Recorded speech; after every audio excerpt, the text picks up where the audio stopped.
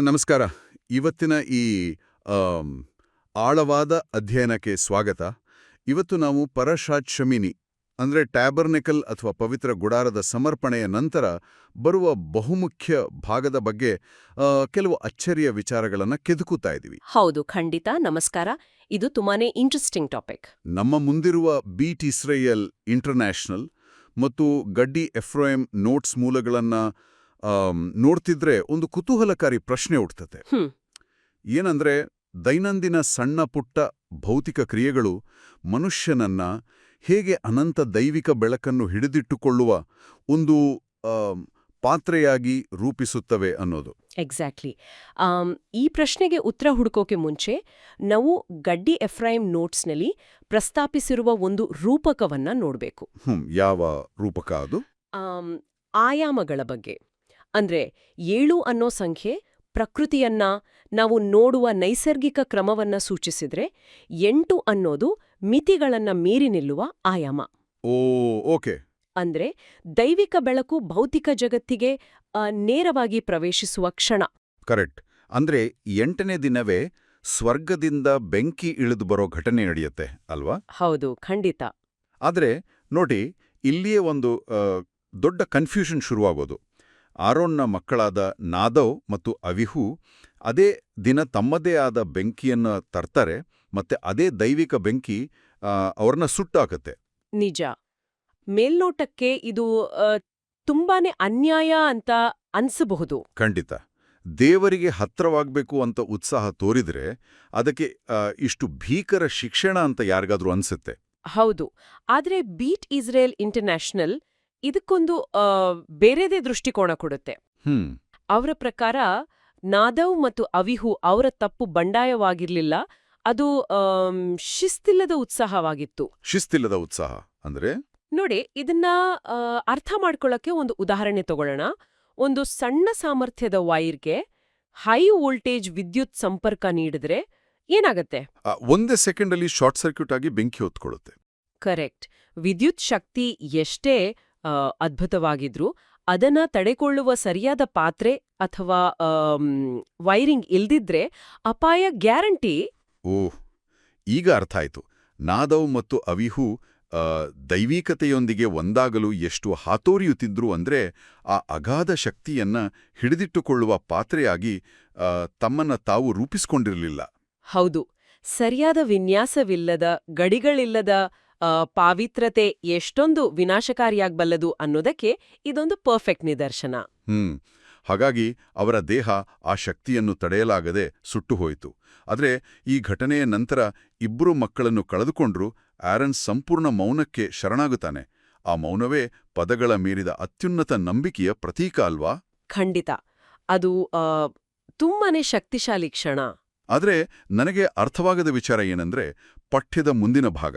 ಇಂತಹ ಅತೀಂದ್ರಿಯ ಸಾವು, ದೈವಿಕ ಬೆಂಕಿ ಮುಂತಾದ ಗಂಭೀರ ವಿಷಯಗಳಾದ ತಕ್ಷಣ ಚರ್ಚೆ ನೇರವಾಗಿ ಕಶ್ರುತ್ ಕಡೆಗೆ, ಅಂದ್ರೆ ಊಟದ ನಿಯಮಗಳ ಕಡೆಗೆ ಶಿಫ್ಟ್ ಆಗತ್ತೆ.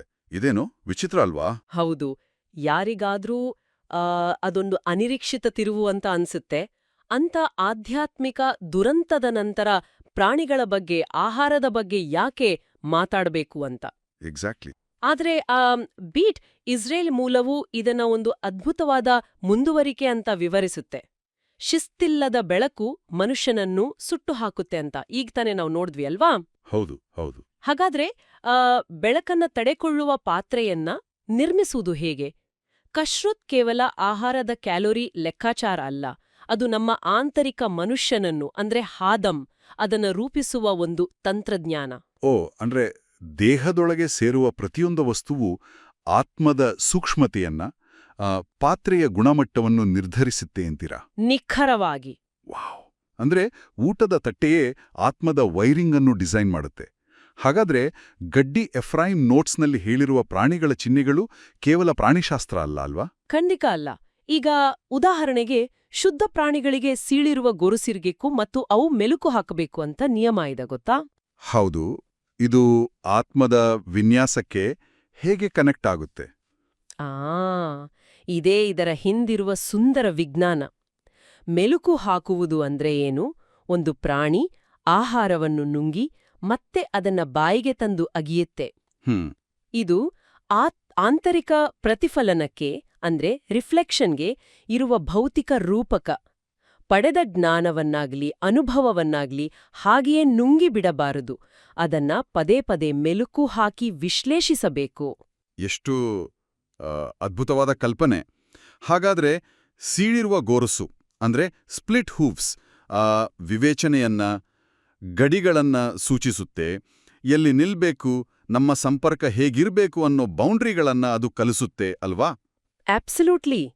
ಜ್ಞಾನಕ್ಕೆ ಆ ಗಡಿಗಳಿಲ್ಲದಿದ್ರೆ ಅದು ನಾದವ್ ಮತ್ತು ಅವಿಹು ತಂದ ಬೆಂಕಿಯಂತೆ ಅಸ್ಥಿರವಾಗುತ್ತೆ. ಮತ್ತೆ ಈ ಗಡಿಗಳ ಬಗ್ಗೆ ಮಾತನಾಡುವಾಗ ಗಡ್ಡಿ ಎಫ್ರಾಯಿಂ ನೋಟ್ಸ್ನಲ್ಲಿ ಮಣ್ಣಿನ ಪಾತ್ರೆಯ ಬಗ್ಗೆಯೂ ಒಂದು ಉಲ್ಲೇಖವಿದೆ.